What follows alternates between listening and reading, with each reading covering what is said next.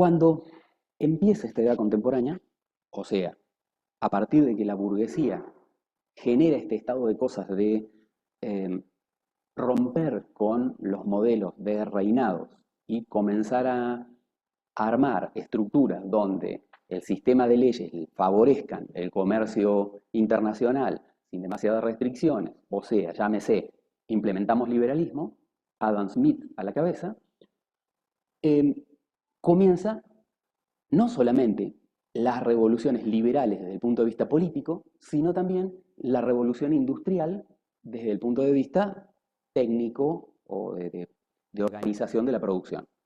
Empieza a implementarse la máquina a vapor para tirar máquinas, llámese cosechadoras, y entonces la recolección de los granos empieza a ser más mecánica, no tan mecánica como la tenemos ahora, pero facilitaba muchísimo la cosecha. Empieza a implementarse el sistema de trenes, empieza a implementarse las máquinas en las industrias, sobre todo la textil, que estuvimos viendo el otro día, esto de el auge de las industrias textiles y cómo era uno de los casos paradigmáticos de cómo se eh, explotaba dentro de las fábricas la mano de obra. Claro, normalmente cuando ves la revolución industrial en el secundario, vos decís máquina a vapor, explotación del obrero. ¿Sí? Va en un solo paquete. Así que bueno, se generan las revoluciones industriales un tiempito después de que se hacen las revoluciones liberales, aparecen los nacionalismos, o sea, los capitales de cada uno de los países comienza a decir, yo soy una burguesía nacional, o sea, soy una burguesía que tiene muchos capitales instalados en este país. Bueno, sí, el liberalismo estaba bonito cuando yo necesitaba crecer, pero ahora que crecí, no quiero que me vengan a competir a el lugar donde yo tengo arraigado mis capitales, que me vengan a competir capitales desde afuera. Entonces, las burguesías nacionales, o las burguesías locales, empiezan a broquelarse y decir, bueno, a ver, el Estado tiene que ejercer controles, lo que se produce y lo que eh, se genera desde el punto de vista económico, industrial, técnico e incluso cultural, en mi país vale más que lo que se produce, lo que me traen desde afuera. Entonces, comienzan estos abroquelamientos de los estados, pese a la idea inicial del liberalismo, a los que llamamos nacionalismo. Eh, los nacionalismos se dan, pero también los grandes capitales buscan sacar su tajada de los países que no son el mío, donde yo tengo montado mi capital. Entonces, países más débiles comienzan a funcionar como algo así como una colonia de los países centrales.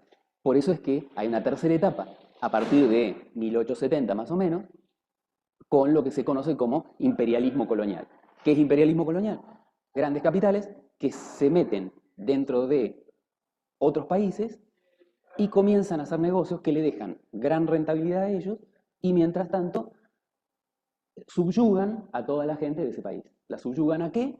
A que trabajen para su propio beneficio. Esta etapa, bueno, esta etapa en Argentina es la que está ligada a lo que nosotros conocemos como la conquista del desierto. O sea, ¿qué necesitaban los grandes capitales? Y los grandes capitales necesitaban un territorio donde producir vacas, donde producir granos y llevárselo. Y en el mientras tanto, cortar toda la madera de todos esos bosques, incluidos nuestro bosque de Caldén. O sea, hoy vos salís a las rutas y encontrás todo planicie sin caldenes. Esos fueron hachadores, hacha en mano, uno a uno, bajando todos los caldenes de un bosque. Toda la pampa era un bosque. O sea, hubo mucho trabajo, sigue habiendo hachadores, que viviendo en el medio del monte, abajo de una chapita, pasando frío, sed, hambre y todo lo demás, van cortando caldenes. Hoy, a escondidas, porque está prohibido sacarlo, pero a desmontar casualmente para la siembra. En ese momento, la siembra, el desmonte implicaba obtener leña, meterla en los barcos, para que se transformaran en otro país, en muebles, o que sirvieran simplemente para alimentar las calderas de las máquinas a vapor. Las vacas y todos los animales que ibas carneando en el camino iban a parar al puerto de Buenos Aires porque tenían que servir como cuero y carne para exportar también. Tenías los terratenientes locales que estaban muy interesados en el negocio de exportar, pero estaba funcionando como colonia porque de última toda la exportación iba para un gran negocio de de ponerle valor agregado a esas materias primas que se hacía en otros países. Entonces, nosotros éramos y somos productores de materia prima para que el negocio de poner valor agregado lo hagan otros.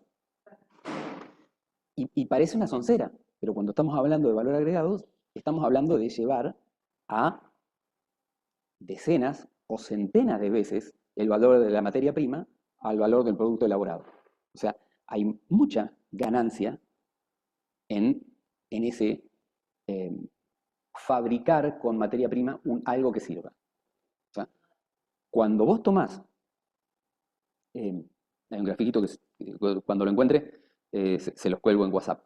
Cuando vos tomás un lingote de hierro de 1 kilo, bueno, vale lo que vale el hierro en peso, ¿eh? Por su peso. Ahora, cuando vos a eso le pones trabajo encima, llámese, construiste con ese lingote alfileres, llevaste el valor de ese hierro a cientos de veces. Y no es que te cuesta cientos de veces más producir alfileres. Por lo tanto, sacaste mucha ganancia en hacer eso. Esas revoluciones liberales vinieron acompañadas de una revolución industrial. Nosotros habíamos visto que los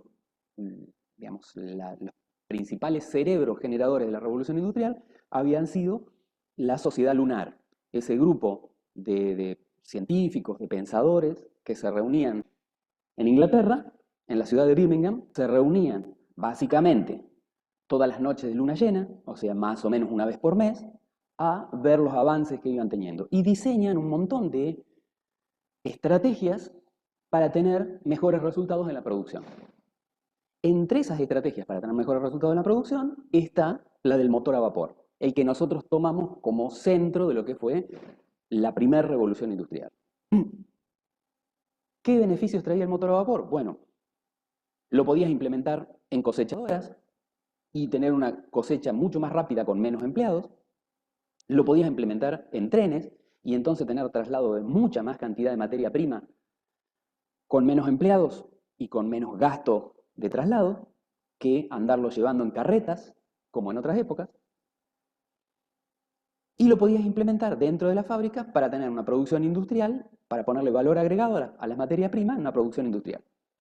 El caso más paradigmático son las fábricas textiles, que nosotros estuvimos viendo en particular, que fue donde mayormente, por la concentración de obreros que había en las fábricas textiles, era donde se generaron la mayor cantidad de rebeliones contra la explotación desalmada que se hacía de los obreros. En el medio de eso surge, parte de la flechita verde que tenés en el gráfico, los nacionalismos. ¿Qué son los nacionalismos? Bueno, los burgueses locales, los burgueses que habían empezado a crecer, pero que no tenían tanto capital como para decir, me manejo a nivel internacional, pero sí tenían todo su capital puesto en fábricas, en formas de distribución, en recolección de las materias primas y todo dentro de un país, bueno, comenzaron a decir, ok, está todo bien con el liberalismo, libre comercio, pero acá no te metas porque estoy yo.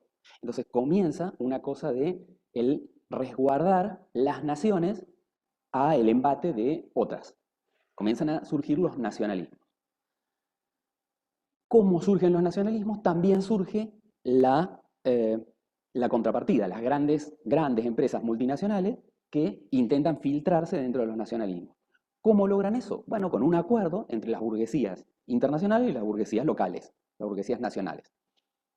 A lo que nosotros vamos a llamar, y ahí sigue la flechita verde en flechita roja, imperialismo colonial. O sea, ahora ya no van a ser los reyes los que monten colonias, van a ser las grandes burguesías internacionales que tomen a las naciones como colonias económicas de su poderío internacional, que por ahí está localizado. Digo, por esa época vos podías pensar que el poderío internacional de muchos burgueses estaba localizado en Inglaterra, o en Francia, o en Alemania, por esas épocas. Pero, básicamente, si en algún momento tenían que cambiarse de lugar, les importaba muy poco cambiarse de lugar, porque como ya tenían negocios en todos lados, bueno, podían hacerlo. Esta posibilidad de cambiarse de lugar es lo que va a empezar a pasar con las burguesías inglesas que empiezan a mudarse a Estados Unidos. ¿Por qué? Bueno, básicamente porque Estados Unidos, como colonia inglesa, había facilitado muchas leyes para hacer mejores negocios. Era república. Porque además era un campo fértil y tenías ahí la materia prima y podías hacer materia prima e industria sin necesidad de cruzarte el océano Atlántico para montar una fábrica en Inglaterra. Entonces, te ahorrabas mucho trámite de gasto de traslados simplemente instalándote directamente en Estados Unidos. Eh, por esa época, ahí, en la época que le llamamos imperialismo colonial, así como las burguesías inglesas deciden instalarse en Estados Unidos y deciden instalarse en Australia, sus dos colonias grandes, y como estrategia para conquistar los territorios, porque por esa época todavía estaban, digamos, en estado salvaje, porque vivían los ab origen, los que estaban desde el origen en esos lugares. Entonces, fácil, dejamos de ver que hay gente ahí, porque así es fácil generar crueldad. Total, a nadie le duele porque no los veo. ¿Sí? No hay mejor forma de hacer una salvajada que eh, haciéndolos invisibles a las personas con las que vas a cometer esa salvajada. Así que, bueno, simplemente la cosa era conquistar el desierto. No había gente ahí, había desierto. Entonces, tanto Estados Unidos, o mejor dicho, Inglaterra dentro de Estados Unidos, Inglaterra dentro de Australia, como la burguesía local argentina con el territorio argentino, emplean una estrategia de avancemos sobre las zonas desérticas. ¿Cuál es la diferencia? La diferencia es que tanto Estados Unidos como Australia lo que plantean como forma de avanzar es colonos. Si ustedes van y toman las tierras, son de ustedes. No mando un ejército para que lo haga. Son los mismos colonos los que tienen que invadir el territorio. Eso, desde el punto de vista de la geopolítica económica, genera una repartición de las riquezas, porque cada colono se quedó con un sectorcito del territorio. En Argentina, en general en América, América del Sur, la estrategia fue diferente. Organizamos un ejército, el ejército es el que invade, barre con todo, y las tierras se reparten entre los burgueses, entre las grandes familias poseedoras de la riqueza hasta ese momento. A la par con esta toma de nuevos territorios, se da el hecho de que la ciencia comienza a hacer nuevos descubrimientos. Y entre los nuevos descubrimientos está el refinamiento del petróleo, tan bueno ese refinamiento del petróleo que permite generar explosiones muy violentas. Y eso permite diseñar un motor que ya no va a llevar el calor desde afuera con una caldera calentando el agua para que se mueva un pistón. Ahora que tengo refinados del petróleo, llámese nafta, puedo meter directamente el combustible dentro del pistón y hacerlo explotar dentro del pistón para que el pistón se mueva. Aparecen los motores a combustión interna. Estos motores de combustión interna, como no necesitan leña, carbón, lo que sea afuera, calentar una caldera de agua para que el vapor de agua entre dentro del motor, ahora todo se resume a un motor, te permitía hacer motores mucho más chicos y con mucha más potencia, porque la explosión de la nafta era mucho más potente a la hora de mover los pistones que la expansión de un gas, de un vapor de agua. Entonces, surge una segunda etapa de revolución industrial, que es motores a explosión interna, motores en base a petróleo, llámese gasoil, llámese nafta o llámese esos refinados de aquella época que no son los mismos que los que tenemos ahora. Y por el otro lado, otro avance tecnológico es comenzar a manejar la electricidad. Algo que para la primera revolución industrial estaba todavía en pañales, que era empezar a darse cuenta que vos podías producir cargas estáticas y chispazos y todo lo demás, ya para el 1870 tenía suficiente conocimiento como para generar motores que se movieran con electricidad, servomecanismos que giraran llavecitas, que corrieran llavecitas del lugar con electricidad. Entonces, esos dos avances, combustión interna, uso del petróleo y electricidad, te permitía hacer industrias mucho más eficientes todavía. O sea, ahora tenías motores que te podían impulsar cualquier trabajo como se le antojara y además podías reemplazar mucho trabajo automatizado por, por personas que las hacía ser autómatas, ¿no? Repitiendo siempre el mismo trabajo 1000 veces, por un servomecanismo eléctrico.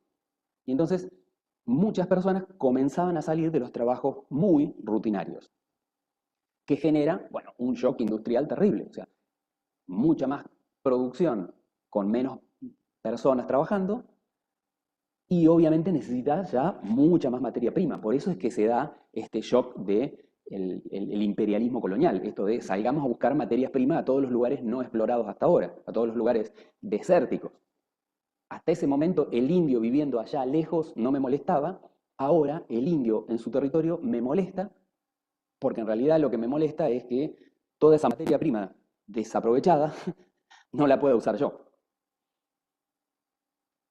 No es casual que en esta segunda revolución industrial prospere impresionantemente, y ahí les dejé un diagramita de cómo va creciendo las redes ferroviarias. ¿Por qué? Bueno, porque es irnos hacia todos lados a buscar materias primas. Las redes ferroviarias tenían la función de llevar las materias primas a puerto, hasta la industria y al puerto para venderlas. En los lugares donde se tenía generado imperialismo colonial, como en Argentina, el objetivo no era llevarlas hasta una industria, era llevarlas directamente a puerto. Entonces, no es casual que nosotros en esta zona tengamos un ferrocarril que sale de Pico y va a Buenos Aires. Un ferrocarril que pasa por Victorica y va a Buenos Aires.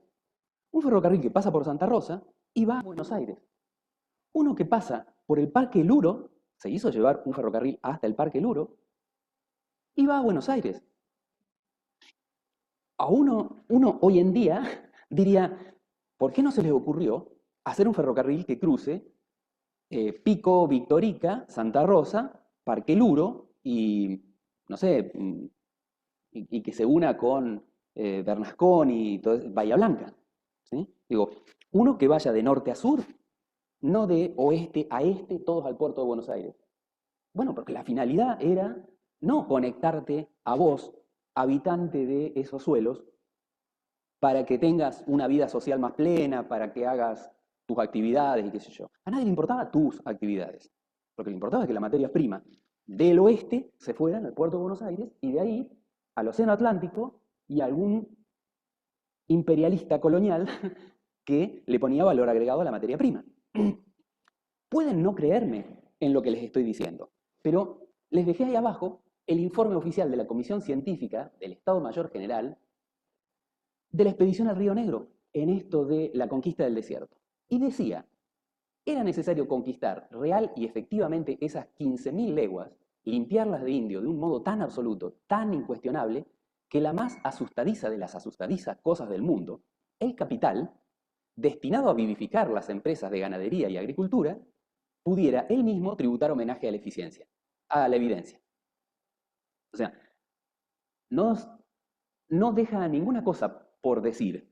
Habla de el capital destinado a vivificar las empresas de ganadería y agricultura. Lo que te está diciendo es, ganadería y agricultura, así pelados, son materias primas.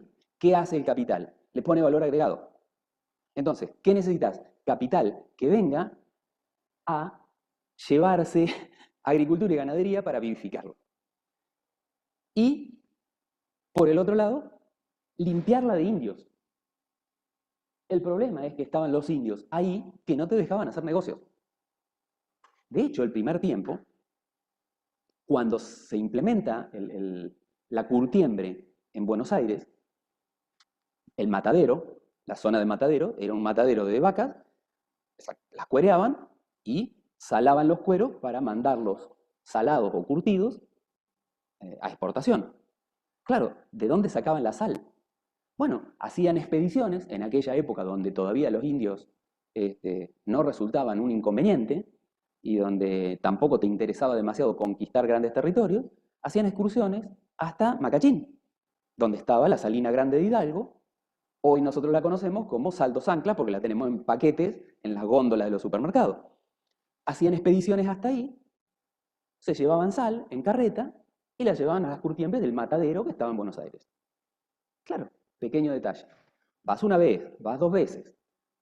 Los que iban en las expediciones, cada tanto, tenían algún altercado con algún indio que se encontraban al paso, o se mandaban alguna macana o lo que sea, y empiezan a tener conflicto con los indios.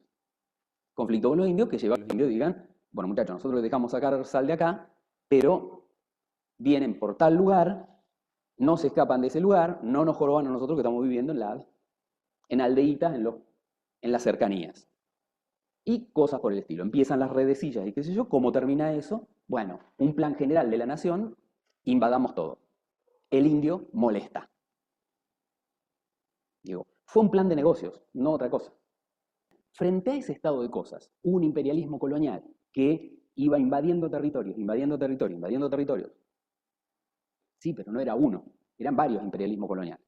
Entonces, cuando empiezan a chocar los intereses de un imperialismo colonial con los del otro imperialismo colonial, por ejemplo, los intereses por conquistar mercados de Alemania con los intereses por conquistar mercados de Inglaterra, de Francia, o del otro lado, allá en Oriente, los intereses por conquistar mercados de Rusia con los de Japón, bueno, comienza a haber choques.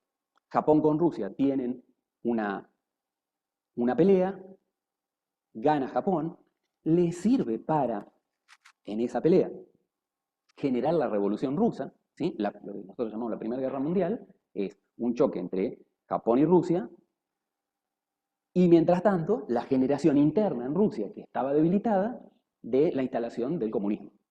¿Sí? Por eso es que puse el globito verde de la Revolución Comunista, medio superpuesto con la Primera Guerra Mundial. Y del otro lado, en Occidente, la pelea entre Alemania y Inglaterra y Francia.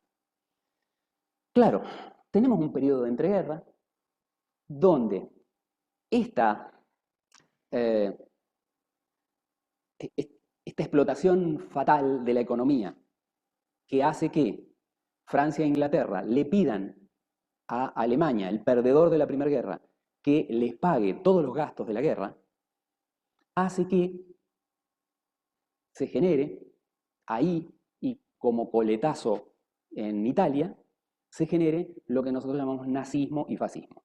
¿Qué es nazismo?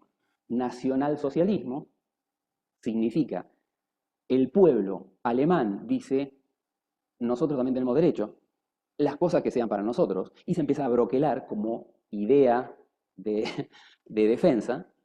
Los que estamos adentro de Alemania somos una raza superior, como para justificar por qué le pegamos a otro. ¿Sí? Y entonces empieza todo un fanatismo alrededor de su propio pueblo. Y todo el que sea distinto, lo liquidamos. No es ingenua esta mirada, digo, aparece en el medio un jefe de ejército, Hitler, intenta hacer un golpe de Estado con los camisas negras, le fracasa el golpe de Estado y se presenta a elecciones. ¿Prometiendo qué? Prometiendo hacer una revolución total dentro del pueblo, cambiar el estado de cosas, y en ese cambiar el estado de cosas, que se valorice a los alemanes, su propia raza, como los importantes, la gente de bien, y, y se deje y se desfavorezca al resto. No es ingenuo que haga esto. ¿Por qué? Porque los grandes capitales en Alemania y en general en el mundo estaban en manos de familias judías. Podés decir, le salió el antisemitismo, ahora empieza a hablar en contra de los judíos. No. En la Edad Media, me retrotraigo hasta ese momento, en la Edad Media, el cristianismo había prohibido que los judíos tuvieran propiedades, o sea, que pudieran tener tierras. ¿Por qué? En Europa, ¿no? ¿Por qué? Porque habían sido los malvados que habían matado a Jesús. Entonces, el judío en Europa estaba perseguido y vos, como familia judía, para quedarte en Europa, tenías que tener tierra, no podías tener, tenías que tener algo de bien mueble, ¿sí? O bien tenías negocios, o bien eras prestamista. No podías, o sea, y las tierras las alquilabas, no eran tuyas. O sea, vos vivías en una casa prestada, porque estaba prohibido. Y además tenías que eh, hacer público que vos eras cristiano, que habías abandonado el judaísmo. Entonces, muchas familias se tuvieron que guardar en esto de decir que eran judíos, pero empezaron a acumular guita en función de que la única posibilidad que le habían dejado en ese momento, en la Edad Media, era ser burgués. O sea, era ser o prestamista o comerciante. Y claro, después viene la Edad Moderna. Y en la Edad Moderna los encuentra a todos los judíos siendo burgueses. ¿Y quiénes suben de categoría? ¿Quiénes hacen un movimiento ascendente en la escala social durante la Edad Moderna? La burguesía es la que hace negocios. Entonces, te encontrás en la edad contemporánea con que la mayor parte de los capitalistas que ahora están dominando el mundo son familias judías. No por semitismo o antisemitismo, sino porque en la Edad Media le diste ese papel. Digo, y hasta tenemos nosotros en el inconsciente colectivo esta cosa de el judío avaro. ¿Eh? Los judíos son agarrados, y qué sé yo, porque manejaban plata, porque eran mayoritariamente cuando vos hablas de quién es el prestamista, y hablabas de judíos. Entonces, vuelvo a el entreguerra y el nazismo. ¿Quiénes tenían los grandes capitales de Alemania? Los judíos. ¿Qué era lo mejor que te podía pasar si vos querías controlar esos capitales? Perseguir a los judíos. Obviamente la clase baja judía o la clase media judía la ligó de rebote, porque el objetivo político-económico era quedarme con los capitales de los burgueses judíos. En el medio, toda esta cosa de exacerbar el odio en los grupos sociales alemanes, porque eso te justificaba hacer cualquier cosa aunque fuera ilegal. Y obviamente se fue al diablo porque además Hitler tenía todos los condimentos juntos, digamos. Incluía la de ser un loco, mesiánico. O sea, él se creía enviado de Dios para hacer un cambio rotundo en el planeta. ¿Eh? Por eso es que también habrán visto las películas de, no me acuerdo, las de Harrison Ford, Indiana Jones. Las peleas de Indiana Jones son con alemanes que están explorando y buscando reliquias en Egipto. ¿Por qué? Bueno, porque todo el delirio de Hitler era por ser un descendiente de la raza aria, o sea, de los sumerios y de los egipcios. ¿Sí? Esta cosa que nosotros habíamos charlado un poco de que la raza aria era la sumeria, que había llegado a Grecia, ¿no? Con los jónicos y los dóricos y todo lo demás de esa primera conquista, y en ese momento lo decíamos muy socarronamente, decir, bueno, y los alemanes se creen la raza aria cuando en realidad son los judíos a los que están matando. Bueno, la cosa mesiánica de Hitler era asumir que su estirpe, la de la raza pura alemana, era descendiente de la raza aria. Y por eso mandan muchas expediciones, mandan mucha gente a, a la zona de Sumer, Babilonia y Egipto para hacer expediciones y encontrar reliquias que le permitan justificar un montón de esas cosas. ¿Eh? Así que en el medio de toda esa generación de ese racismo fatal en el entreguerra, se desata la Segunda Guerra Mundial. ¿Por qué la Segunda Guerra Mundial? Bueno, porque el problema no se había solucionado. O sea, este problema de la expansión de territorios, ahora que Alemania estaba volviendo a manejar capitales, a hacerse fuerte, volvía a aparecer. Ahora que Rusia, con el comunismo, volvía a hacerse fuerte, volvía a aparecer el conflicto con Japón. Entonces, Segunda Guerra Mundial. No, la Segunda Guerra Mundial se produjo porque un fanático le puso una bomba al archiduque no me acuerdo dónde era, de Austria, y entonces, claro, se genera un conflicto porque ese fanático era un estudiante de no sé qué país, y entonces, claro, hay odio ahí, qué sé yo qué, y entonces empiezan a sacar la lengua y a pelearse y terminan la Segunda Guerra Mundial. Nah, así no pasan las cosas. O sea, cuando vos tenés un atentado, es un conflicto, van los embajadores, lo charlan, ven la forma de reacomodar los tantos. Si vos no mandás embajadores, si vos no reacomodás los tantos, es porque en realidad lo que querés es una Segunda Guerra Mundial.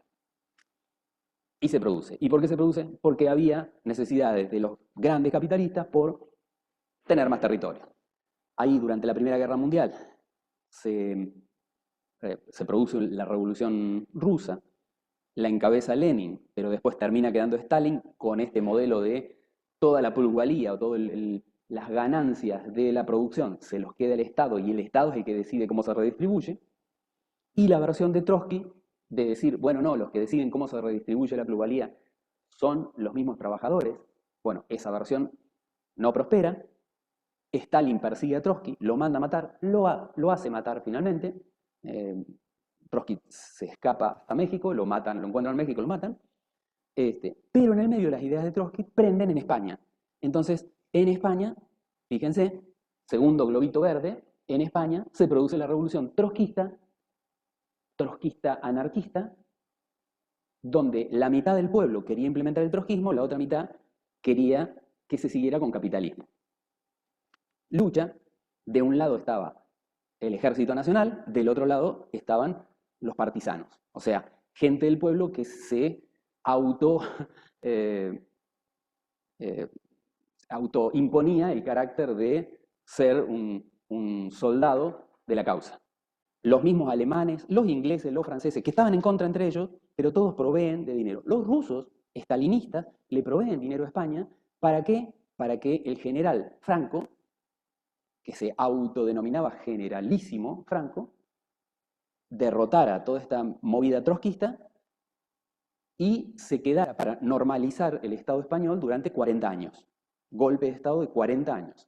En el medio hubo un pilonazo de matanzas, muy similares a los 30.000 desaparecidos de acá, con el detalle que nunca se investigó. Nadie fue preso por delitos de lesa humanidad. Ni siquiera se han encontrado algunos lugares donde había muertos de estas matanzas que generó Franco, pero la gran mayoría de los cementerios de NN de toda esa época nunca se destaparon. O sea, España tiene una deuda con su propia gente de memoria, verdad y justicia, que nunca se saldó.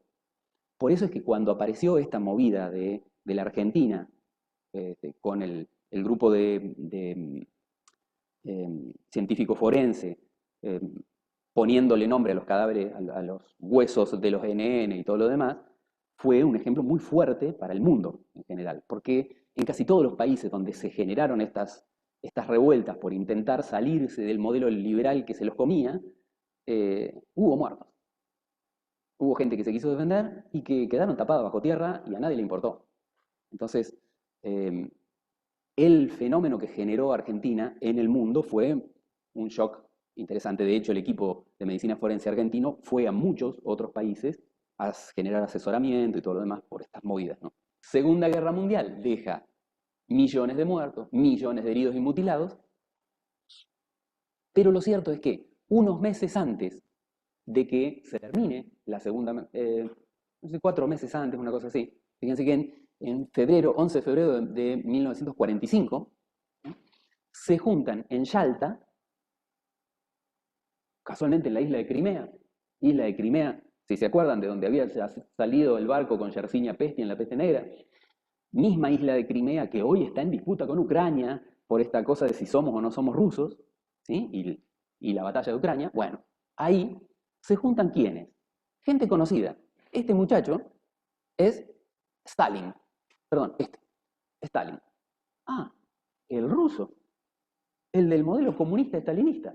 Sí, presidente de Rusia, primer ministro de Rusia. ¿Quién es el otro que se junta? Franklin Delano Roosevelt, presidente de Estados Unidos. Y Churchill, primer ministro de Inglaterra. ¿A qué se juntan en Yalta estos muchachos? Ya veían que la guerra la tenían ganada, y entonces la discusión tenía que ser cómo nos repartimos el botín. Porque el objetivo, ¿cuál era? El objetivo era asimilar nuevos territorios para el comercio. El tema es decidir cómo nos vamos a repartir los lugares de comercio. O sea, cómo vamos a seguir haciendo, en una forma menos solapada, este imperialismo colonial de conquistar nuevos mercados, de hacer negocio con los mercados de materia prima. Y entonces, Europa se va a quedar con África para hacer negocios, Rusia se va a quedar con la parte sur del Asia, o sea, la India, China y todo ese sector. Eh, Australia pertenece a Inglaterra, por eso está dentro del sector verde, y Norteamérica dice América para los americanos, América del Sur para los americanos del norte. La zona a la que ellos le van a sacar el jugo va a ser nuestro territorio. Por eso es que nosotros tenemos así como muy interiorizado esta cosa de que los yanquis siempre son los malos. Porque bueno, porque el sector de explotación de ellos es este. Obviamente un africano va a decir, los jodidos son los ingleses o los franceses, que meten colonias, que explotan, que vienen con capitales a hacer negocios a su favor, por decirlo de una forma amable, al África. Y obviamente la India y China sintieron el golpe de los rusos, con el detalle de que China prontamente también hace una revolución y también se transforma en comunista. Y tenía mucha cantidad de chinos, entonces empieza a ser muy poderoso también en el medio. Entonces, Rusia hace una unión de repúblicas socialistas soviéticas con un criterio diferente, que es esta cosa stalinista de unificar todos en un solo Estado, todo lo que se produce es para el Estado, ¿sí? Un criterio organizador político diferente, que hace que esa unión de repúblicas socialistas soviéticas no tenga por ahí el mismo funcionamiento que el que se daba entre Norteamérica y América del Sur o el que se daba entre Europa y el África. ¿eh? Europa que hoy está descolocada porque los africanos empiezan a irse a Europa buscando una mejor situación económica y social, porque nacieron en sus colonias y ahora van como eh, hijos de europeos.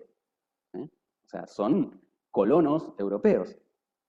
Claro, y los alemanes, y los ingleses, y los franceses ponen el grito en el cielo porque ahora le aparecen un montón de negritos sin trabajo en sus territorios. Entonces empieza a aparecer de vuelta el racismo. Y entonces empiezan a proliferar los grupos neonazis en Alemania y empiezan a aparecer los grupos de ultraderecha en Francia y en Inglaterra. Y esto de vuelta de la raza superior que estamos teniendo hoy en día, ¿no? Pero bueno, era un poco eso, ¿no? Queda dividido en dos sectores distintos, unos desarrollados y otros atrasados. Adivina a quién le toca lo de atrasado. Unos dominantes y otros dependientes. Unos ricos y otros pobres. Nos sacamos todos los números. Para 1906, Norteamérica tiene un inconveniente, entre comillas, un gran terremoto a causa de la falla de San Andrés, y la ciudad de San Andrés se destruye completa. Completa, no queda una pared, piedra sobre piedra. Tiene que reconstruir toda una ciudad, darle trabajo a toda la gente de una ciudad. Eso sumado a unos cuantos otros inconvenientes en cuanto a sus manejos económicos y todo lo demás, lo llevan a tener grandes conflictos, grandes problemas económicos. Hay charlas, hay discusiones, hay idas y vueltas, pero un grupo de banqueros que tenían bancos en todos los estados de Norteamérica le proponen al presidente generar una banca con la unión de todos los banqueros, comillas, estadounidenses solo porque tenían asentado el banco en ese lugar, pero en realidad la mayoría de los banqueros eran familias judías con asentamientos en Europa, digo, unos en Francia, otros en Inglaterra, otros en Alemania, y obviamente tenían los bancos que funcionaban en Estados Unidos, tenían lugar físico de asentamiento en Estados Unidos, los banqueros no. Así que les propone hacer con la unión de todos estos banqueros una reserva bancaria para prestarle plata a Estados Unidos para que salga del pozo. ¿Cuál es el detalle de ese planteo? Dice, bueno, miren, nosotros les vamos a prestar plata, pero quédense tranquilos porque les vamos a pedir un interés muy chiquito, un interés del 0,2%. Nosotros que estamos acostumbrados a otros números, si a vos te dicen 0,2% de interés, vos decís, lo pago súper fácil. Bueno, nosotros ya estuvimos mirando ese tema. El presidente de los Estados Unidos aceptó, pero acababa de construir un banco privado al que le llamaron Reserva Federal de los Estados Unidos, que se quedó con todo el oro de los Estados Unidos y que imprimía billetes de dólar. Con el detalle, esta maquinita que nosotros estuvimos viendo, de que por cada 100 billetes que prestaba de dólar, vos le tenías que devolver 100 billetes y 20 centavos. Y vos decís, 20 centavos es nada. ¿Sí? Pero recuerden, son 20 centavos que no están en el sistema. O sea que toda la vida me los vas a deber. Simplemente porque esos billetes no existen. ¿Qué tiene que hacer Estados Unidos con esto? Bueno, evidentemente se los tiene que hacer pagar a otros. La única estrategia para cuando se dan cuenta del lío en el que se habían metido, la estrategia es hacérselos pagar a otros. ¿Cómo se los hago pagar a otros? Y bueno, yo tengo que poder agarrar esos billetes de dólar y prestárselos a otro a un interés más alto. Y que se arregle el otro. Es por eso que Estados Unidos tiene tanto interés sobre finales de la Segunda Guerra Mundial de entrar en guerra. Estados Unidos no estaba combatiendo con los aliados, vio quiénes iban a ganar la contienda y se mete. Y en 1944, o sea, un año antes de que termine la guerra, junta a todos los aliados, a todos los países alineados ideológica, política, económicamente con Estados Unidos, los reúne en la ciudad de Bretton Woods, que queda como al noreste de Estados Unidos, en un hotel, el hotel de Bretton Woods, junta a los 44 países y les dice, bueno muchachos, esta guerra va a costar mucha plata, la mayoría ha quedado con muchas deudas, nosotros les proponemos, junto con todos los banqueros muy sólidos que tenemos en nuestro país, recuerden que no son del país, le proponemos crear algo similar a lo que tenemos nosotros. En vez de una Reserva Federal de los Estados Unidos, un fondo monetario que sea internacional.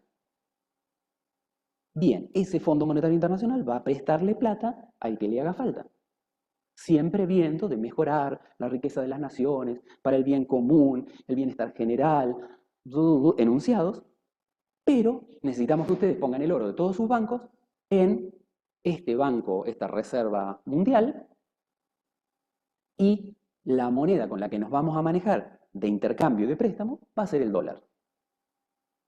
Y ahí Estados Unidos cerró su problema de cómo le pago a la Reserva Federal de los Estados Unidos. Ahora yo tengo intereses más altos, recaudo, pago. Ahí los banqueros internacionales saltaban en una pata porque ahora podías tener deudores en todo el mundo sin haber invertido un peso.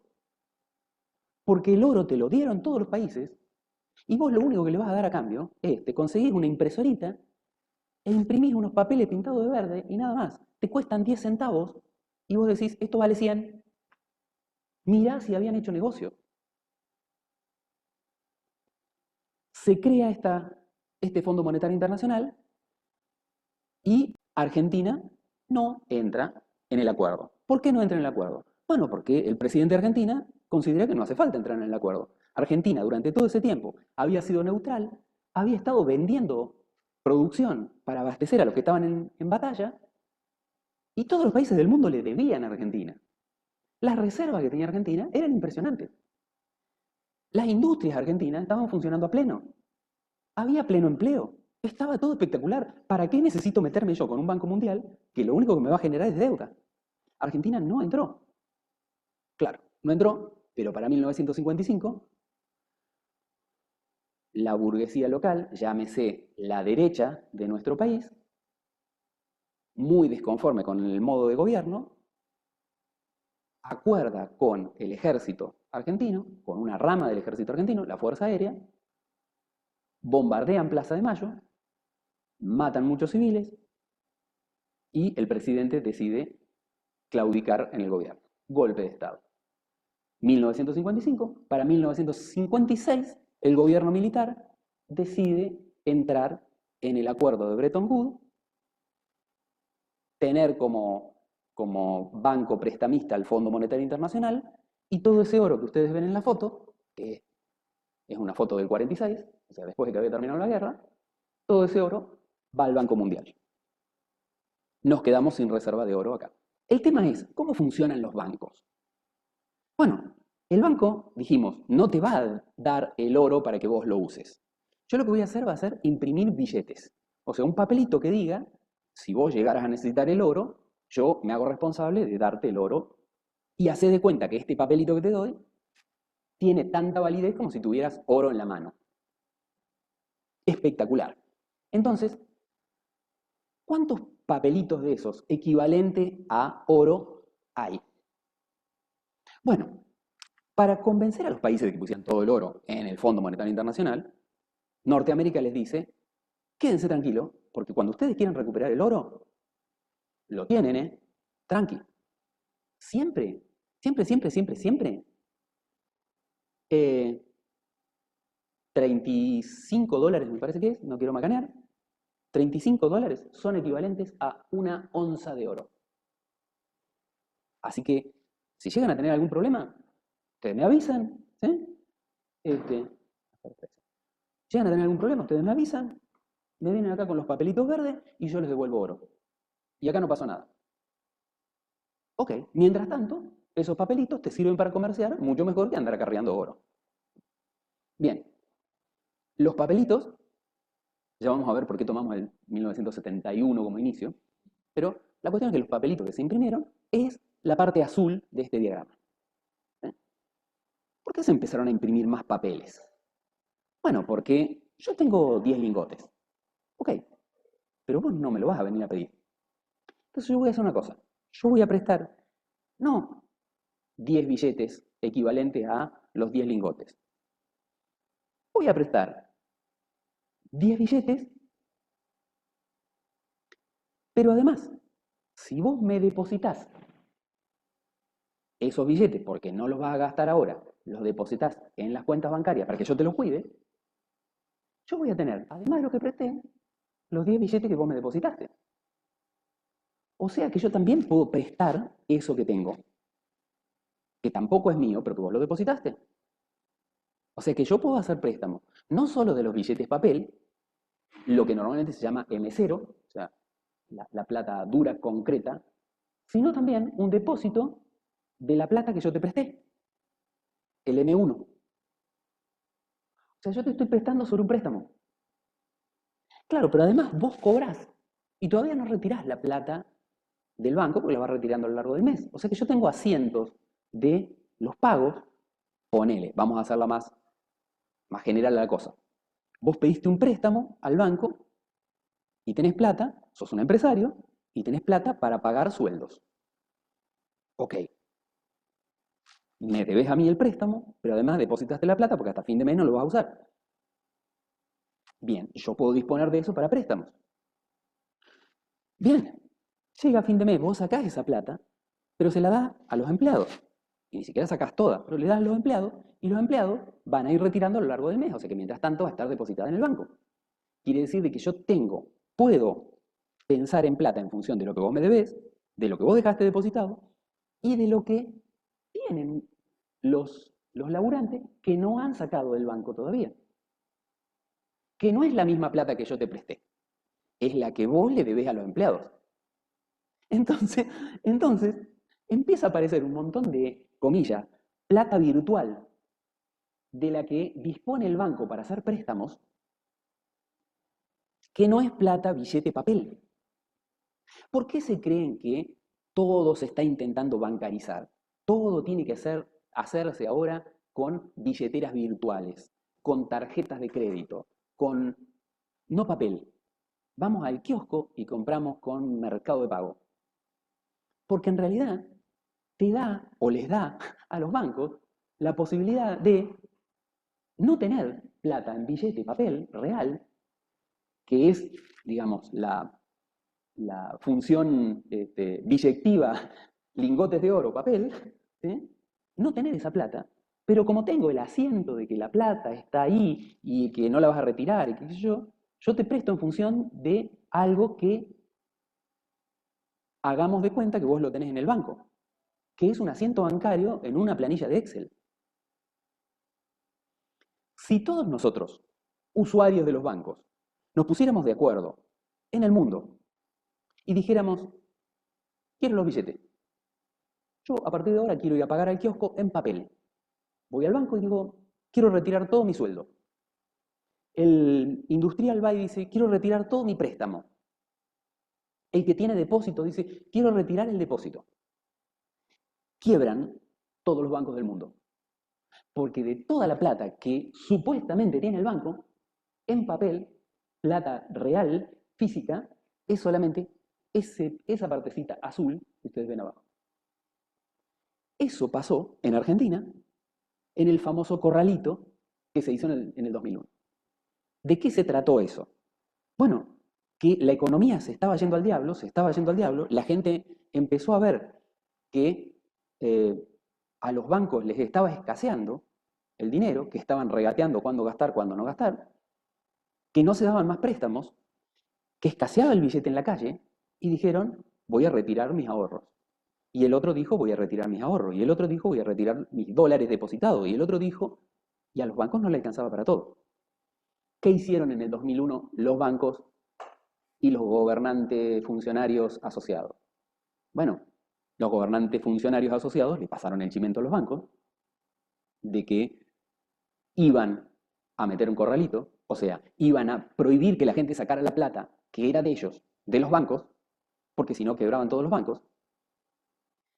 ¿Y los banqueros qué hicieron? Todo el capital que tenían de los bancos, salvo el Banco de la Nación Argentina, porque es propio, pero todo el resto de los bancos, cargaron todo el billete de papel y se los llevaron por rutas clandestinas de salida del país. Salieron de Argentina montonazo de camiones blindados, llevándose todo el dinero físico papel. Y no te hablo de un banquito Juan de los Palotes, te hablo de el HBC, que después, cuando asume el nuevo gobierno, dice, bueno muchachos, háganse cargo de la plata que se llevaron. Y el HBC de Norteamérica dice, no, nosotros no tenemos nada que ver con eso. Fue la sucursal de Argentina que es independiente. Se llevaron la plata para el HBC norteamericano, pero después ellos, no, qué sé yo, vino un camión blindado de Argentina, qué sé yo, y estos loquitos de Argentina, la sucursal argentina que es independiente, que no tiene nada que ver con nosotros, nos dejó la plata acá y bueno, ¿qué íbamos a hacer? ¿Sí? Un poco así fue la respuesta. Digo, y la pelea política que hubo de las izquierdas contra las derechas en el Cámara de Diputados, senadores, qué sé yo, fue básicamente, hagamos un juicio de esto, un juicio internacional. A ver, fue un defalco internacional, se llevaron nuestra guita y ninguno se hace cargo. Hay que discutir la deuda soberana. Bueno, nunca alcanzó los votos necesarios como para que ese fenómeno de que desaparecieran billetes se mirara. Por eso digo, me tomo ya 2 clases con esta para ver este tema del dinero, porque está muy ligado a lo que nos va a pasar después y por qué te parece que desfinancian las universidades, por qué no hay guita para investigación en tal cosa, por qué se cierran tales canales de investigación en tal tema, por qué están tan mal vistas las ciencias humanas y las ciencias políticas cuando la universidad investiga cosas, ¿eh? Y por qué no dejan meterse a las matemáticas a la hora de hacer economía, porque los números saltan muy claritos. Quiero que la escuela sea para él un espacio de crecimiento personal y no un lugar en donde se lo adiestre para una futura escuela secundaria y luego para una universidad y luego para el trabajo y luego ¿para qué? ¿No? Pero es mucho más fácil decir, ahora se callan, ahora abran el cuaderno, ahora agarren el lápiz rojo, lo cual es un adiestramiento canino.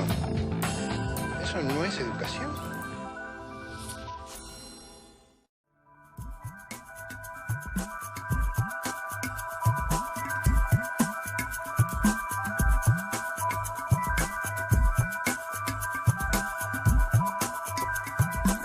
Esto casi no se sabe, pero la educación pública, gratuita y obligatoria fue inventada en algún momento de la historia.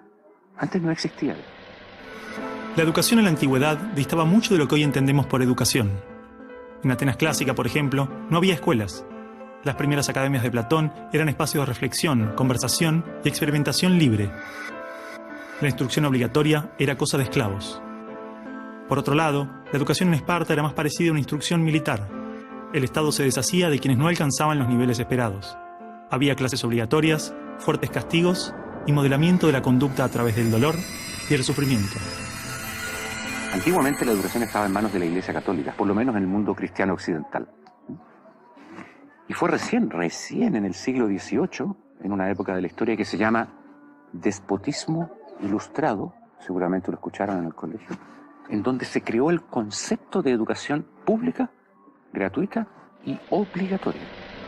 La escuela como la conocemos nace a fines del siglo XVIII y principios del siglo XIX en Prusia. Con el fin de evitar las revoluciones que sucedían en Francia, los monarcas incluyeron algunos principios de la Ilustración para satisfacer al pueblo, pero manteniendo el régimen absolutista. La escuela prusiana se basaba en una fuerte división de clases y castas. Su estructura, heredera del modelo espartano, fomentaba la disciplina, la obediencia y el régimen autoritario. ¿Qué buscaban estos déspotas ilustrados? Un pueblo dócil, obediente, y que se pudiera preparar para las guerras que hubieron en esa época entre todas las naciones que estaban naciendo. Por ejemplo, Catalina la Grande de Rusia llamó a los enciclopedistas franceses a preparar esto mismo. Diderot, uno de los más famosos, estuvo allí para armar este paquete, ¿sí?, formador, no de ciudadanos, sino que de obedientes súbditos de estos estados. Las noticias del exitoso modelo educativo viajaron rápido, y en pocos años, educadores de América y Europa visitaban Prusia para capacitarse. Con el paso del tiempo, el modelo se expandió a nivel internacional. Muchos países importaron la escuela moderna con el discurso del acceso a la educación para todos, elevando la bandera de la igualdad, cuando justamente la esencia misma del sistema provenía del despotismo, buscando perpetuar los modelos elitistas y la división de clases. Ese es el origen de la educación pública. Fíjense ustedes que Napoleón, un poco posterior, y enemigo jurado de todos estos déspotas, hizo lo mismo. Él lo decía con todas sus letras. Yo quiero formar un cuerpo docente para poder dirigir el parecer de los franceses. ¿Se entiende? Él lo tiene claro. Y eso opera, se sepa o no se sepa, hasta el día de hoy. La escuela nace en un mundo positivista regido por una economía industrial. Por lo tanto, busca obtener los mayores resultados observables con el menor esfuerzo e inversión posible, aplicando fórmulas científicas y leyes generales. La escuela era la respuesta ideal a la necesidad de trabajadores, y los mismos empresarios industriales del siglo XIX fueron quienes financiaron la escolarización obligatoria a través de sus fundaciones. ¿Dónde coloco los hijos de estas personas para que puedan trabajar? ¿Cómo educamos en que aprendan a leer? ¿Cómo creamos obreros inteligentes? La educación sigue siendo lo mismo, una herramienta para formar trabajadores útil al sistema y una herramienta útil para que la cultura permanezca siempre igual y siempre se repita, lo cual es conservar la estructura actual de la sociedad. La escuela se complementó con investigaciones sobre el control de la conducta, propuestas de utopías sociales y hasta teorías de superioridad racial. No es de extrañar que los primeros estados con el sistema prusiano o similar fueran con el paso de las generaciones focos de xenofobia y nacionalismo extremo. El modelo de producción industrial en cadena de montaje era perfecto para la escuela. La educación de un niño era comparable a la manufactura de un producto, por lo tanto requería una serie de pasos determinados en un orden específico, separando a los niños por generaciones en grados escolares.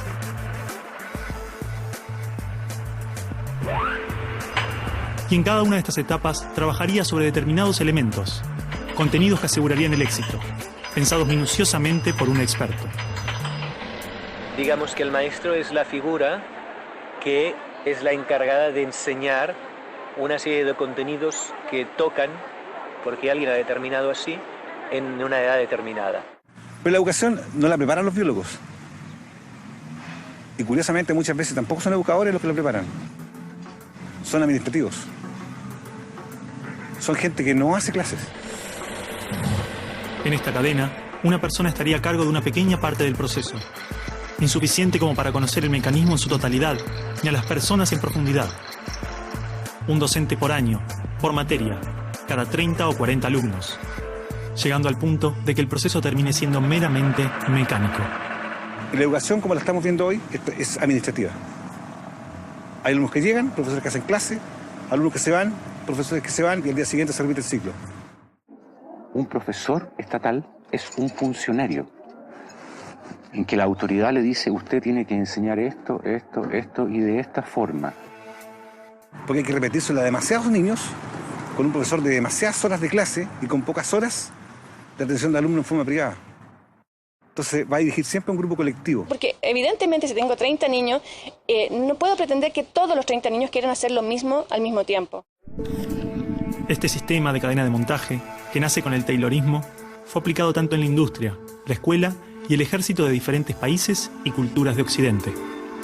Hasta hace pocas décadas la escuela tenía estas cosas de cuartel y de asilo. Incluso el recreo termina con un timbre anónimo, no humano, que indica a los niños que deben adiestrarse poco a poco para pararse en una determinada baldosa detrás de determinada cabeza para formar una fila, generalmente de menor a mayor. Durante los últimos siglos, hemos construido nuestras escuelas a imagen y semejanza de las prisiones y las fábricas, priorizando el cumplimiento de las reglas, el control social. La escuela se pensó como una fábrica de ciudadanos obedientes, consumistas y eficaces, donde poco a poco las personas se convierten en números, calificaciones y estadísticas. Las exigencias y presiones del sistema terminan deshumanizándonos a todos, porque van más allá de los maestros, directivos o inspectores escolares. Están considerados grupos homogéneos, con contenidos homogéneos que tienen que obtener resultados parejos. Que todos tenemos que saber lo mismo. A pesar de que los adultos no sabemos todo lo mismo, a pesar de que no nos dedicamos todo a lo mismo, en las escuelas todos tienen que querer hacer lo mismo y hacerlo igualmente bien. Entonces la escuela tiene poca capacidad de responder a las necesidades individuales, porque la escuela instruye. Es un centro de instrucción y es lo que hace. El que no aprende, se queda. Esa es la realidad. Esto de alguna manera ya implica que el sistema educativo es un sistema de exclusión social. Selecciona el tipo de personas que estarán llegando a la universidad para llegar a formar parte de una serie de élite que domina pues, las empresas que dominan los sistemas de producción, económico, de comunicación, etc. Y otro tipo de personas para las cuales la escuela no es suficientemente adecuada, que están destinadas a otro tipo de trabajo más precario porque no dispondrán de los títulos para hacer esto. El sistema y los estados no les preocupa eso. No, honestamente, no les preocupa el ser humano como persona, como individuo. Y en esos términos, toda educación que busque otra cosa tiene que ser prohibida. La realidad es que la esencia de la escuela prusiana está inmersa en la estructura misma de nuestra escuela. Los test estandarizados, la división de edades, las clases obligatorias, las currículas desvinculadas de la realidad, el sistema de calificaciones, las presiones sobre los maestros y niños, el sistema de premios y castigos, los horarios estrictos, el encierro y la separación de la comunidad, la estructura verticalista. Todo esto sigue siendo parte de las escuelas del siglo XXI. Cierro un poquitito lo que parecía en el video. Fíjense cómo surge uno, digo, parado con el diario de hoy, uno dice, uy, qué bueno, tenemos educación pública y gratuita. Agreguémosle más cosas, pública, laica y gratuita. Entonces vos decís, está bien. Bueno, el origen de esto tuvo intereses muy mezquinos, digamos. El pueblo prusiano, los reyes de Prusia, en realidad lo que no querían era que el pueblo se les rebelara, como en todas las revoluciones republicanas que se estaban dando en el resto del mundo. ¿Cuál era la forma para que no se rebelaran? Y bueno, los tengo que adoctrinar. Convocó a científicos prusianos y dijo, bueno, ¿cuál es la forma más efectiva? Y la forma más efectiva era sentarlos a todos, escuchando a uno solo, que tire un discurso unificado, discurso al que ustedes van a tener que rendir y decir lo mismo que este que les unifica el discurso, y por lo tanto van a terminar pensando de la forma en que se los adoctrinó. Y ese es el riesgo que tenemos, digamos, la lucha más fuerte que tenemos nosotros como docentes. Porque hoy, dado a la distancia, el método es válido porque hay mucha cantidad de gente, porque económicamente ningún Estado está dispuesto, ni mucho menos un privado, a poner gran cantidad de educadores para pocos chicos. Ni que hablar de una versión a los Sócrates, ¿no? Así medio individualizada. A los Sócrates o a lo que en el 1900 hacían las familias pudientes que contrataban a un profesor para su hijo. Lo cierto es que nosotros estamos frente a un aula de 30 chicos. Por ahí tenemos la suerte de que sean más chicas las aulas, pero cuando son mucho más chicas las aulas, siempre estamos corriendo el riesgo de que el ministerio diga esto no funciona y cerramos un aula. Y entonces tenemos que salir a la calle, hacer manifestaciones y la lucha gremial y todo lo demás para que no se cierren puestos de trabajo y para que no se cierren aulas y no se cierren escuelas. Ya se han cerrado un montón de escuelas en el oeste pampeano, por ejemplo, porque son poca la cantidad de chicos. Entonces, es preferible que el chico viaje hacia escuelas de zonas más pobladas, se desarraigue, se salga de su contexto, pero económicamente cierra. Entonces, siempre estamos en una pelea ahí de los intereses alrededor del tema. Los intereses con los que se iniciaron fueron básicamente los de que no se produzcan rebeliones contra el poder. Entonces, la educación que se dio fue la de hacer asimilable esta forma de sumisión al poder. Hubo otros intentos, o sea, todos los docentes funcionamos con este sistema y la verdad es que íntimamente cuando vos te descubrís que estás en esa función de reproducir el sistema, de generar alumnos obedientes al monodiscurso de época, de reproducir el sistema tal como está, no ser contestatario, no, y vos docente también te rebelás. ¿Pero desde dónde te rebelás? Y desde tu pequeñísimo espacio de autonomía que podés llegar a tener. Y digo pequeñísimo porque vos decís, bueno, yo voy a cambiarlo todo, aunque sea en mi aula. Sí, hasta que no te venga un padre que también es afín al modelo de conservación del modelo tradicional, de la cultura, de la sumisión al poder y de todo lo demás, y te venga a hacer una protesta, para lo cual te la va a tener que ver con tus directivos. Y entonces vas a tener también toda una lucha por generar cambios.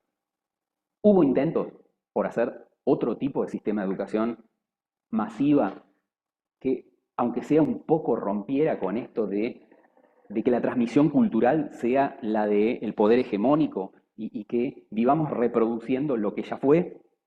Sí, hubo intentos. Uno de esos intentos es el de Joseph Lancaster.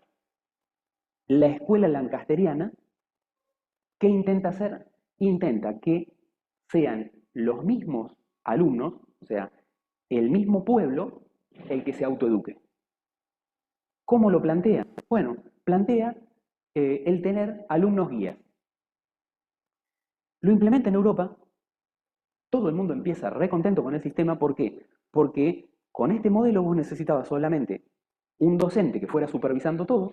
El docente les enseñaba a los cursos más grandes, o sea, empezaba dando primer año, pero después empezaba a dar segundo año, y los que se habían destacado en primero, que ahora estaban en segundo, pasaban a ser alumnos guías, alumnos instructores de primero. El docente pasaba a dar clase en tercero, y los que se destacaban en segundo, que ahora estaban en tercero, pasaban a ser alumnos guías de segundo.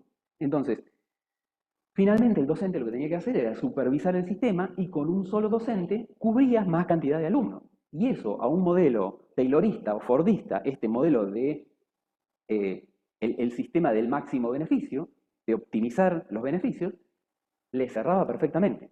¿Qué empezó a suceder? Empezó a suceder que los alumnos guías, que tenían cierto conocimiento y que se lo iban a transmitir a otros, ¿desde dónde miraban el conocimiento? Miraban el conocimiento desde las necesidades populares, desde las mismas necesidades que tenía él, que tenían los demás, y no desde la mirada del poder que quería transmitir determinado discurso.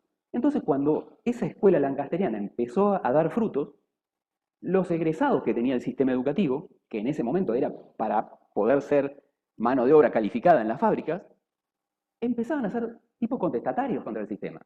Empezaban a nuclearse en sindicatos, empezaban a enfrentar a los patrones en algunas medidas.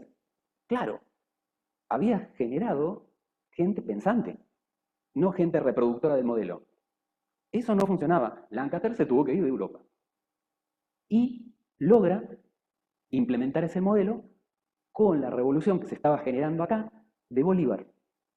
Cuando Bolívar echa, por la zona de Venezuela y todo eso, echa a los españoles, implementa la escuela lancasteriana en esa zona. Obviamente, sobre un pueblo que quiere ser liberado culturalmente también, porque no se olviden que los revolucionarios americanos tenían muy la idea de la ilustración, o sea, del liberalismo cultural y no del liberalismo económico. Entonces, venía muy bien ese modelo. Obviamente, después, con el imperialismo colonial y con todo eso, el sistema se los comió, como nos comió a nosotros también. O sea, las ideas de Moreno, de Belgrano, de San Martín, murieron atrás de un Rivadavia, de un Urquiza, de un Sarmiento, de un Roca. Y nos comió el capitalismo. Pero en principio hubo un intento, ya les digo, en la zona de Venezuela, de aplicar este lancasterianismo, que es un intento por hacer algo que no sea esto de transmitir la cultura del poder, de la sumisión a la cultura del poder, para ser más exacto. Digo, también es una de nuestras peleas por delante, el saber en qué posición estamos dentro de todo este sistema, que no es solamente la matemática y la economía, ¿sí? que estábamos mirando recién. Por ahí parece que, como esta materia se llama historia y epistemología o filosofía de la matemática, uno debiera quedarse así muy restringido y decir, bueno, hagamos la historia de los matemáticos y la filosofía de la matemática. Pero no podés zafar de ver que todo esto está entremezclado con todo un montón de cosas que estaban pasando y por las cuales se produjeron los fenómenos matemáticos y filosóficos que se produjeron. O sea, nunca tenés entidades aisladas de lo que está pasando. Ni vos estás aislado de lo que está pasando. Vos te vas a poner a dar clase y no sos un ente independiente de los problemas sociales de los pibes que tenés ahí, de los problemas sociales que tenés vos. Digo, sos un laburante que tenés un sueldito con el que apenas llegás a fin de mes, que la tenés que recontrapelear, que tenés las problemáticas de tu familia, de tu barrio, digo. Entonces, esa cosa de mirar como muy teóricamente de que lo que pasa alrededor de la matemática es solo la ecuación puesta en el pizarrón, es un disparate. Bueno, les estaba diciendo entonces que a partir de este concepto de la educación prusiana, los prusianos y todos los países de la zona de Alemania, Prusia, Países Bajos, todo ese sector comenzó a tener una educación muy fuerte. Nosotros lo vimos muy entre telones cuando vimos la película Midiendo el Mundo. Teníamos por un lado a un Humboldt que venía de una familia rica, una familia noble, al que le pusieron un profesor particular, le pagaron, le cubrieron todos los estudios y no tuvo problemas. Pero teníamos a un Gauss, matemático, que de no haber existido una escuela pública y gratuita, no hubiera llegado a ningún lado. Así todo, bueno, a ver, Gauss, piensen que vivió justo en el intermedio entre la edad moderna y la edad contemporánea. O sea, él asistió al cambio de paradigma de las revoluciones, ¿sí? Estuvo con un pie de un lado y un pie del otro a lo largo de su vida. Pero digo, cuando le tocó estudiar, pasó por una escuela pública gratuita del Estado prusiano, y gracias a eso hizo la primaria. Y gracias a eso, un profesor de la escuela primaria lo detecta como un exponente importante y le consigue becas para seguir sus estudios. Entonces, digo, pese a que no era una cosa totalmente aceitada como la que tenemos hoy, de decir, bueno, vos pasás por una escuela primaria y secundaria gratuita y obligatoria, y llegás a una universidad que también la podés tener gratuita,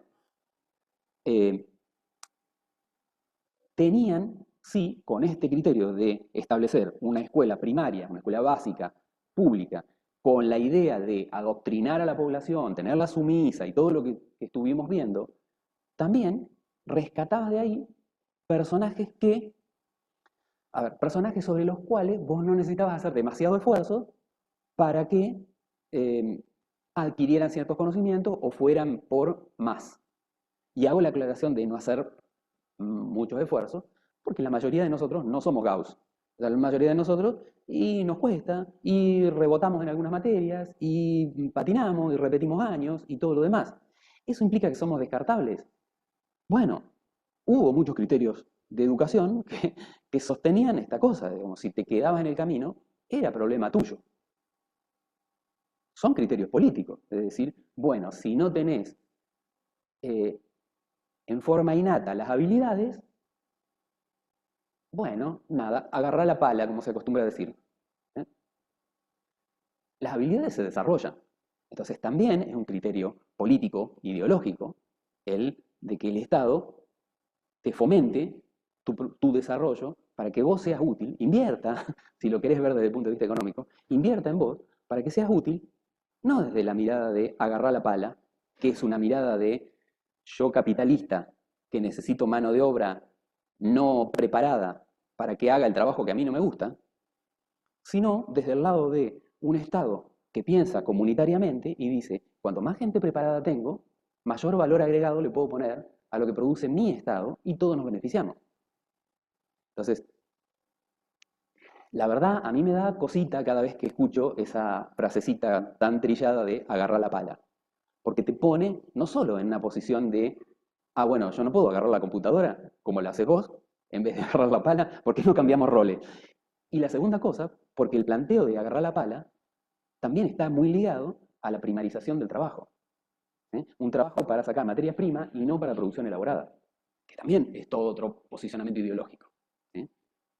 Bueno, nada, digo, pongo estos comentarios para que se vea que las sociedades, la cultura, las ciencias, y en especial la matemática, se pueden mirar y uno se puede parar frente a ellas desde muy diferentes posicionamientos ideológicos, filosóficos, políticos, económicos.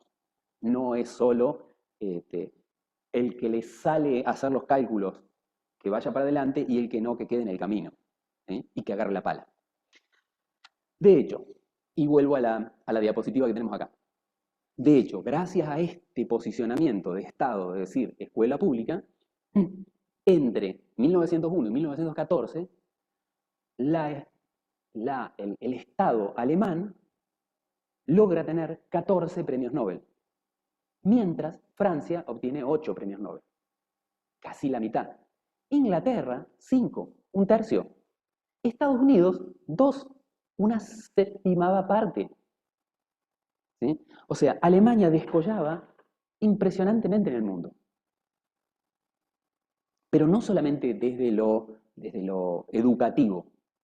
Si vos tenías que comprar herramienta que fuera buena, comprabas herramienta alemana, porque los aceros tenían mejor calidad. ¿Y eso qué te lo daba? Y un mejor manejo de la química del acero, de cómo sacarle los residuos del acero en la industrialización. Y mejor producción de maquinarias de precisión.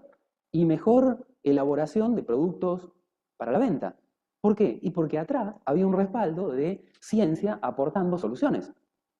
Entonces, Alemania descollaba y descollaba y descollaba. No es casual que sus 2 contrincantes, Francia e Inglaterra, le hagan una guerra.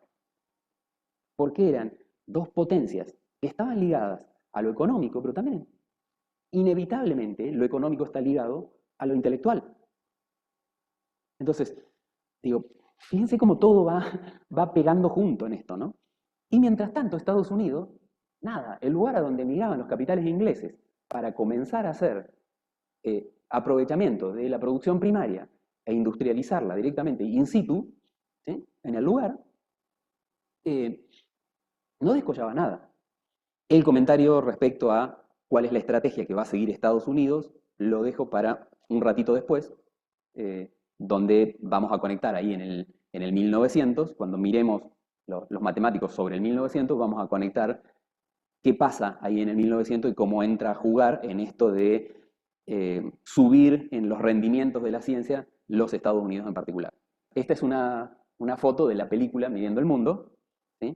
Y la situación económica y sus posibilidades de estudio de un Humboldt en el ducado de Brunswick frente a las de un Gauss que tiene que ir a pedir los favores para poder continuar y que a cambio de esos favores, de que le den una beca, va a tener siempre supervisándolo a un general que busca que los resultados matemáticos de lo que él haga con sus conocimientos sirvan para la guerra, para solucionarle problemas de enfrentar a los enemigos, y no para hacer ciencia por la ciencia misma, cosa con la que Humboldt no tiene problema. Va y se lo pasa midiendo cosas por el mundo y recorriendo territorios sin que nadie le pida a cambio una retribución intelectual para el beneficio de la corte, de una república o de lo que sea. Entonces, bueno, hacer ciencia también está muy ligado a con qué modelo sociopolítico te manejas haciendo ciencia. Si siempre estás limitado a las necesidades de una mezquindad de un otro, o lo haces con un criterio más de ciencia pública, ¿no? Uno de los primeros matemáticos de esta época, fíjense que está ahí en el intermedio, o sea, 1777 nace, y en el 99 hace su tesis doctoral, o sea, nace antes de las revoluciones, o bueno, nace justo un año después de la Revolución Norteamericana, ¿sí?, para ser exacto, pero todavía no con la Revolución Francesa, y mucho menos con Alemania, que Alemania fue uno de los más tardíos en llegar a constituirse en una república. Así que él se lo pasa entre reinos y ducados, ¿sí? ¿Dónde estudia? En la Universidad de Göttingen. ¿Por qué hago notar esto de la Universidad de Göttingen?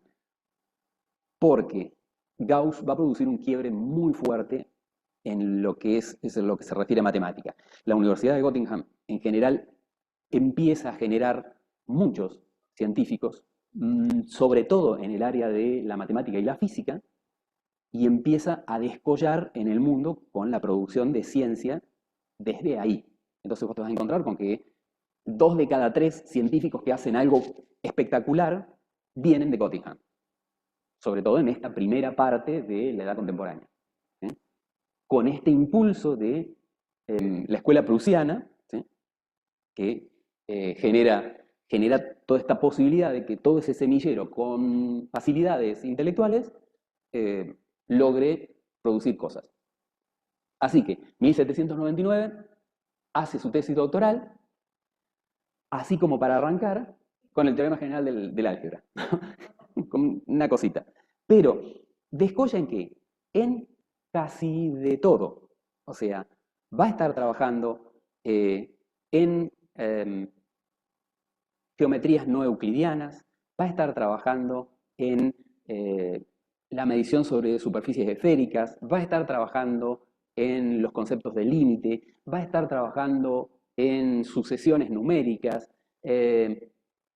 incursiona con el tema del famoso número de oro, ¿no? Así que te lo podés encontrar dentro de cualquier área de la matemática y no es casual que Gauss sea conocido como el príncipe de las matemáticas, porque de esta etapa donde el iluminismo intelectual rompe con el conocimiento clásico, digamos, de construcción de la matemática, Gauss es el que se lleva todo puesto, digamos, ¿no? Arrasa con todas las ramas de la matemática a la vez y hace muchísimos avances en todas las áreas. Paralelamente, digo, por ahí, unos añitos más de por medio, con lo que estaba haciendo Gauss, Lobachevsky y Bolshoi, uno en Rusia y otro en Hungría, también trabajan sobre la geometría hiperbólica. ¿Por qué digo esto de también sobre la geometría hiperbólica? Porque Gauss había estado viendo que en geometrías hiperbólicas y en geometrías esféricas la geometría euclidiana no funcionaba. Cuando decimos geometría euclidiana, estamos diciendo que se cumple el famoso quinto postulado de por un punto exterior a una recta pasa solamente una recta paralela. ¿Sí? Eso funciona cuando es geometría de planos llanos, pero cuando los planos son o esféricos o son hiperbólicos, o bien el punto exterior a la recta puede tener infinitas rectas paralelas, o bien puede no tener ninguna. Y entonces todas las propiedades de la geometría plana no te sirven para operar dentro de la geometría esférica o de la geometría hiperbólica. Lobachevsky y Bolshoi, sin saber el uno del otro, elaboran mucha geometría hiperbólica. Después va a suceder que los científicos empiecen a darse cuenta de que no pueden desperdiciar tanto tiempo en producir cosas aislados cuando otro puede estar haciendo lo mismo y complementarse. Entonces, bueno, eso va a pasar casualmente en una reunión que se va a hacer en Estados Unidos. Y por eso les decía de que va a venir una movida desde Estados Unidos que va a generar primero la conexión de todos los científicos para empezar a producir en conjunto como comunidad científica, más formalmente, y por el otro lado va a potenciar a Estados Unidos como sede de esta organización y entonces se va a empezar a producir un realce de la ciencia universitaria en Estados Unidos. Otro que viene de Göttingen, no es casual, Riemann. ¿Sí? ¿Riemann en qué trabaja? Bueno, o casualidad, en las superficies de Riemann. Pero bueno, Riemann, fíjese, 1848 sirve al rey de Prusia durante la Revolución. O sea, no es que eras matemático y solo matemático. En el medio tenías que ser soldado, ir al frente, intervenir en la sociedad. Digo, nosotros vimos en su momento cómo el creador de la teoría de conjunto viene de haberse enfrentado a duelo con dos soldados napoleónicos por cuestiones de ideología. República sí o república no. Entonces, digo, cualquiera de los personajes que nosotros vemos, además, es un ser en la sociedad, no solo el matemático. Bueno, Riemann, después de estar peleando en batalla, termina doctorándose, o casualidad, con Gauss, ¿sí? O sea, uno de los que toma clases con Gauss, llamémosle discípulo de Gauss, Y las superficies de Riemann, o casualidad, tienen mucho que ver con lo que había estado estudiando Gauss de superficies no euclidianas. Las superficies de Riemann son estas superficies que toman formas muy especiales donde tenés que construir una geometría que te permita operar ahí. ¿Sí? Bueno, en el medio de todo eso, construye matrices de Riemann para operar dentro de esas funciones algebraicas, la Z de Riemann, qué sé yo, 1000 cosas, digamos, muy prolífero en cuanto a producción, muy ligada a esto, a lo de espacios no lineales. ¿Sí? Tiempo, 55, ya cierro. Y acá lo que en algún momento les había anticipado, Hamilton.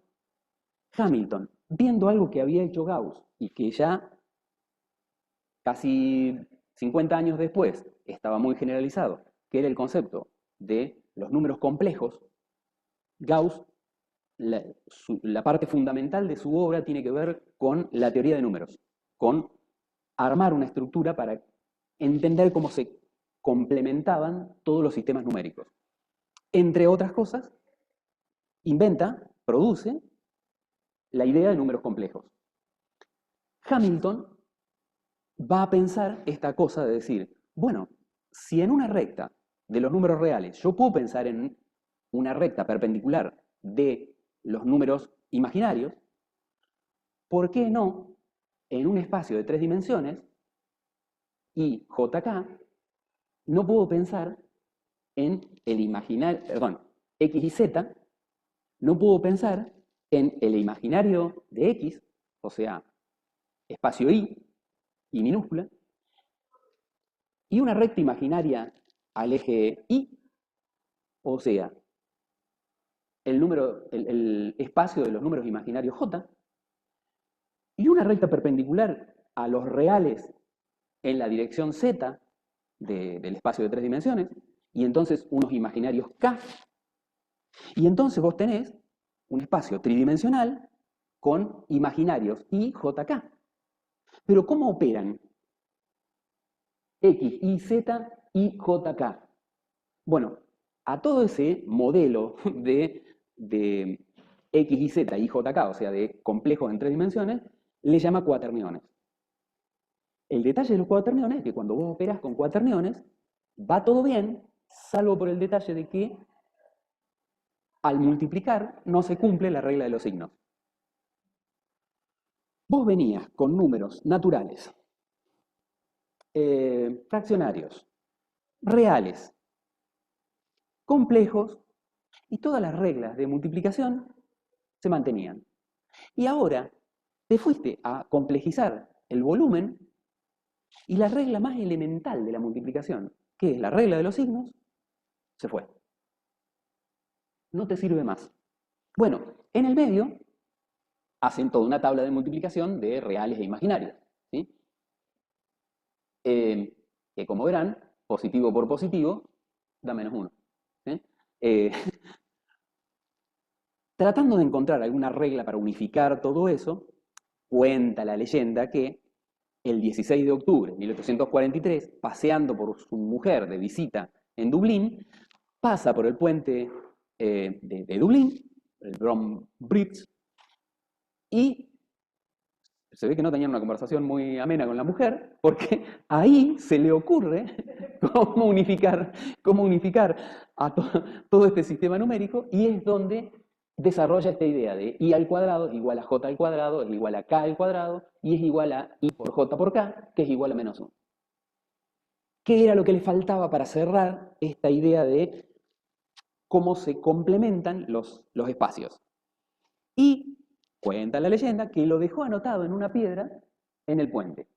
Y por eso, al día de hoy, el puente tiene una placa puesta con la fórmula de Hamilton, por si algún turista fanático de las matemáticas pasa por ahí.